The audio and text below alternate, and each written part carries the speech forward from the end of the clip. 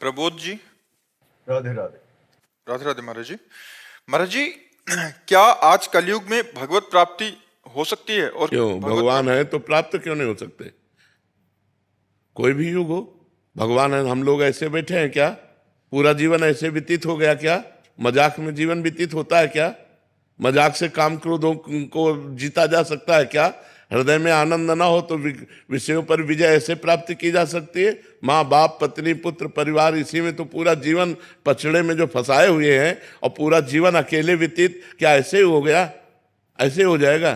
पर वो नेत्र चाहिए, वो भाव चाहिए, वो विरह चाहिए, वो जलन चाहिए, वो भूख चाहिए, जिसमें भगवान मिले। तो भगवान ऐसे मिलते हैं जैसे तुम और हम। ये केवल कहने सुनने की बातें नहीं है, जाने मोरी छाती। अब ये सब वो थोड़ी कोई अपने अरबों के बैलेंस को बता देता है क्या कि मैं अरबपति हूं? उसकी चाल ढाल उठना बैठना से पता चलता है कि करोड़पति की खाकपति है। अपने आप अगर तुम्हारी दृष्टि है तो पहचान सकते हो। भगवान जब है तो मिल क्यों नहीं सकते? ऐसा कहीं लिखा है कि कलयुग में नहीं भगवान मिलेंगे? किसी भी ग्रंथ में, किसी भी पंथ में, किसी भी शास्त्र में ऐसा लिखा है कि कलयुग में हर युगों से जल्दी मिलेंगे।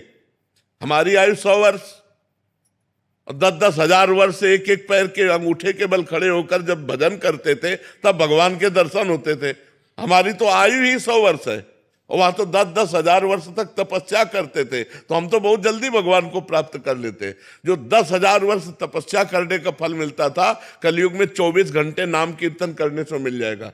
इतनी कलयुग की में, कलयुग समयुग आन नहीं, विश्वास करो, कलयुग समयुग आन नहीं, जो नर कर विश्वास, गाय राम गुण गण विमल, भौबिन तरय प्रयास। कलयुग के समान कोई युग नहीं, न सतयुग, न त्रेता, न द्वापर। क्योंकि कलयुग में कम समय में, कम भजन में भगवान की प्राप्ति हो जाती है। जहां 10,000 वर्ष हाथ उठाकर वायु पीकर तपस्या, वहां रोटी दाल खाकर रात दिन नाम जप करो, भगवान की प्राप्ति हो जाएगी। बिना भगवान की प्राप्ति के जो संत महात्मा जन है, जो सतमार्ग के पथिक है, वो ऐसे जी रहे हैं क्या? ऐसे 1 मिनट आप नहीं रहना चाहोगे? 1 मिनट आपको एक कमरे में रख दे और बढ़िया से बढ़िया आपका भोजन देंगे, एसी रूम होगा, लेकिन मिलने किसी से नहीं देंगे, न मोबाइल, न टीवी, न किसी से मिलने, तो आप कहोगे हम नहीं जी सकते। भगवान के बिना एकांत नहीं सह सकते आप। एकांत सबसे बड़ी सजा है, और अगर भगवान से चित्त जुड़ा है तो एकांत सबसे बड़ा आनंद है। समाज से एकांत की तरफ मन भागता है जिसका मन भगवान से जुड़ने लगता है। तो आप सोचो, आप लोगों ने पूरा जीवन व्यतीत किया, कैसे ऐसा हो सकता है कि भगवान ने मिले हम चैन से मुस्कुरा रहे हैं? भगवान के बिना हमारा जीवन ही नहीं है।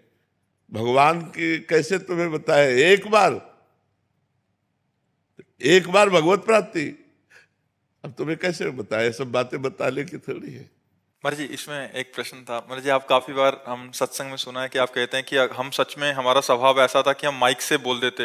हाँ, अगर भगवान का अनुभव ना होता ना, परमानंद की बात, तो हम माइक से बोल देते कि हमारा स्वभाव ऐसा जिद्दी। लेकिन हम यही कहते हैं, कमी हमारी और कृपा उनकी। कमी हमारी और कृपा भगवान की। स्वभाव में हम बता रहे हैं। अच्छा, ऐसा स्वभाव ना होना तो 500 साधु हैं, और सब 20 से लेकर के 35-40 तक के हैं, और सब ग्रेजुएट है, पढ़े लिखे। ऐसे नहीं मर्यादा चल रही, ऐसे नहीं चलती, ऐसे नहीं। आंख में दम नहीं, तुम्हारी बाजुओं में दम नहीं, तो फिर शासन नहीं चलता। चाहे वो घर का शासन हो, चाहे वो राज्य का शासन हो, चाहे वो राष्ट्र का शासन हो। शासन तभी चलता है जब छाती में दम हो, नहीं तो ऐसे नहीं चलता है। ऐसे थोड़ी अभी चले। तो समाज का आज का क्या है कि ऐसा भयभीत होता जा रहा है। माता पिता परिवार सब ऐसे, और माता पिता के आचरण इतने गंदे हैं कि बच्चे खुद देख रहे हैं। कल ही प्रश्न हुआ तो ऐसे जवान बच्चा, और कह रहा था मेरी माँ किसी से गलत संबंध करती हूँ, मैं जानता हूं, अब मैं क्या करूं। अब बोलो, वो माता पिता के लिए जब ऐसा देख रहा है आचरण, तो बच्चे कैसे गंदे होंगे। हम खुद अपने मन पर शासन नहीं कर सकते, हम खुद अपनी इंद्रियों पर शासन नहीं कर सकते, माता पिता बच्चों पर शासन नहीं कर सकते। समाज में शासन व्यवस्था भंग होती चली जा रही, उसी के कारण ये सब दुर्दशाएं फैल रही।